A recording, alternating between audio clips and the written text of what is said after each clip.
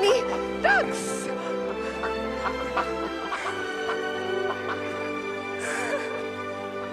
Cue the deer. Roger.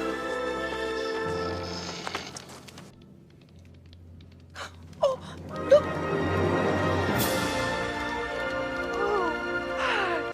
I thought it was a nice touch. But it'll cost you.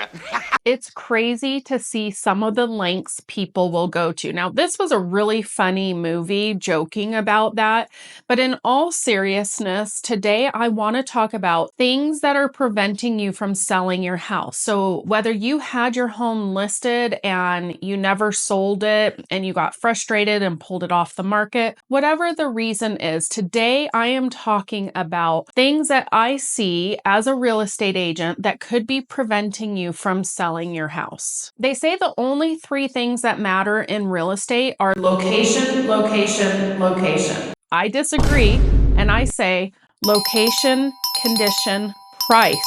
Price goes hand in hand with location and condition. So let's talk about that first today, condition. Affordability is a hot topic in Utah. People are spending their life savings and scraping to save money to have a down payment. So when a buyer is in the market, most of the time they're looking for a move-in ready condition home because they don't have the extra funds to do any updating or repairs. Now, if the home is priced accordingly and you say, hey, my house, if it was in perfect condition, is worth $750,000, but somebody's going to have to come in and do this and do that, so I'm going to price it at $650. Well, then you're probably going to have some, buyers that are ready to put in the work. But like I said, generally speaking, buyers want to do a move-in ready condition home. So a quick, easy example that I have is flooring. I have walked into houses recently on the market, not my own listings, that have 5 different floors on one level of the house. And I'm talking like the primary bedroom has one floor, the bathroom has a different type of floor, the hallway has a different type of floor. Now, these are all hardwood surfaces, so tile, LVP, hardwood, a different colored LVP, like it's insane. And I look at this house and I think this is over $1.25 million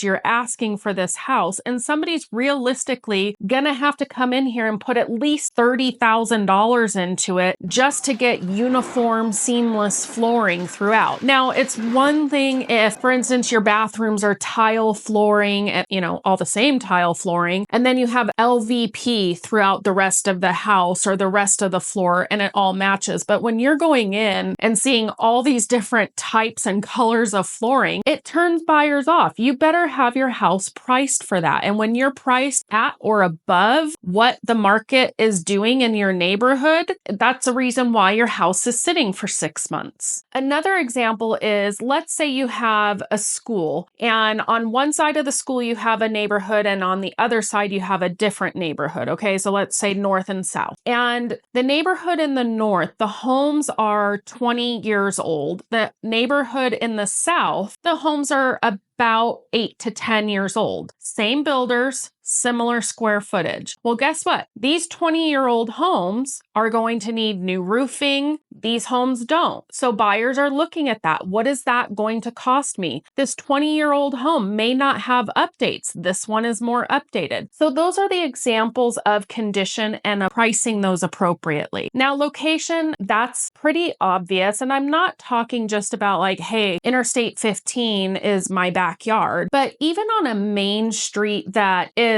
within your community. So maybe it's not a main road like 1300 East or State Street, but maybe you live on a road or back to a road that in your city people use a lot, or it's the traffic area for all the high school kids getting to and from school a couple times a day. Things like that, that location matters. I hope you're enjoying the video so far. If you haven't already, make sure you subscribe subscribe to my YouTube channel and click the like button on this video. That way it tells me you appreciate the content that I'm giving you and you find it helpful. Let's talk pictures. Now, you may think this is overrated because you might think like, oh, it's just pictures. Who cares? They want to see my house. They want to see my house. That is so not true. When people look for houses online, your pictures are their first impression and really can make or break it for somebody wanting to see your house. If your listing photos look like this on your house, that's a problem. Now, I know you probably think I'm exaggerating, but I can't tell you how many times I've seen dark pictures like this where I have to click on them and enlarge them to even see what the picture is. But it's not just dark photos that you need to be concerned about. If your listing photos look like they were taken with an iPhone 4 because they're so blurry and out of focus and dark, that's a problem. If your listing photos are being taken with any cell phone, that is a problem. This is your chance to make a great first impression. You need professional photography. You need light and bright and inviting pictures. So the buyers see your home online and they're like, hey, I want to see that house up close and personal. Get them in the door. That's what you need to do. And the same goes for pictures that have crap all over in your house. I just recently saw one where the inside of the garage was so full of stuff, it was walking room only. I don't need to see a picture of that. If your garage is full of stuff, why are you putting that on the internet? If it says you have a 2-car garage, people know what a 2-car garage usually looks like inside. So don't put that out there for the world to see that you have a bunch of clutter all over. And that goes for anywhere else in your house. You're better leaving the picture off than putting it on there because a lot of people, like myself included, it sends a message, even if I'm not a neat freak or like type A personality and all these terms that people use for clean people, it actually shows a lack of care for your house, whether it's clean or not, when you have stuff all over. And the same goes for like your storage room, under the stair storage, your bathrooms, things like that. You're better off not putting it than to put it on there so people are like, oh yeah, this house comes with a bathroom. Well, every house comes with a bathroom. I don't need to see it if it looks terrible. Another reason your house may not be selling is if you're not accommodating buyer schedules to see your home.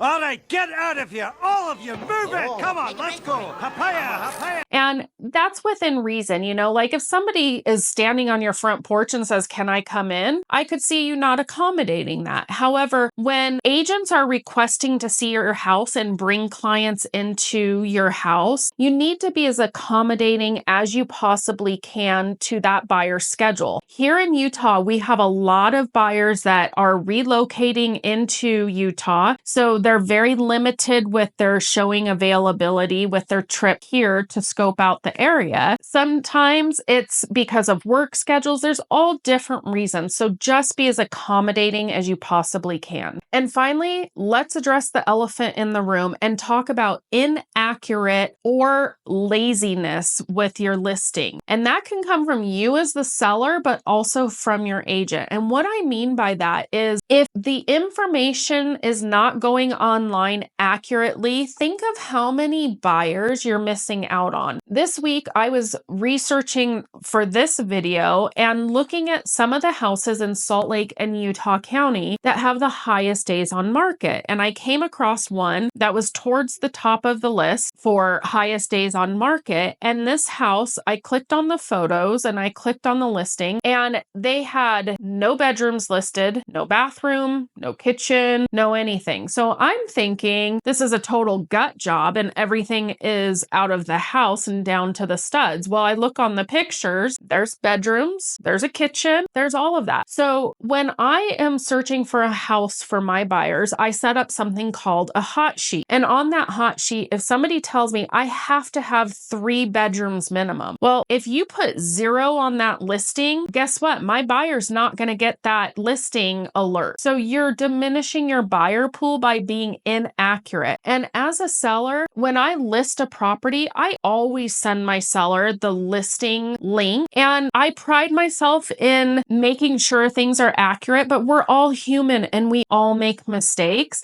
So it's important as a seller that you verify the information and how it is presented to the world online. Another thing with inaccuracy, I come across this not a ton, but every so often you come across this, and this is not new, but you're reading the description of the house and finding out more about it, and you see open house this Saturday, and then you keep reading, and the date was months ago. And this happened while I was researching this video. The date was 7 months ago. And so when I start reading this, I'm thinking, oh, great, an open house on Saturday. I'm going to go see it. If I had stopped there, imagine me showing up to that house and I'm like, oh, sorry, that was 6 months ago. I didn't see that. I just saw this Saturday. So make sure that you are putting correct information out there for the world to see on your house and check it throughout your listing. If you're considering selling your house, down below in the description, I'm putting free downloadable PDFs that you can get, and it will help you prepare to get your house ready to sell. If you are considering making a real estate move, I'd love to connect with you. Shoot me a text or send me an email. That is the best way to reach me. But as always, make it a great day.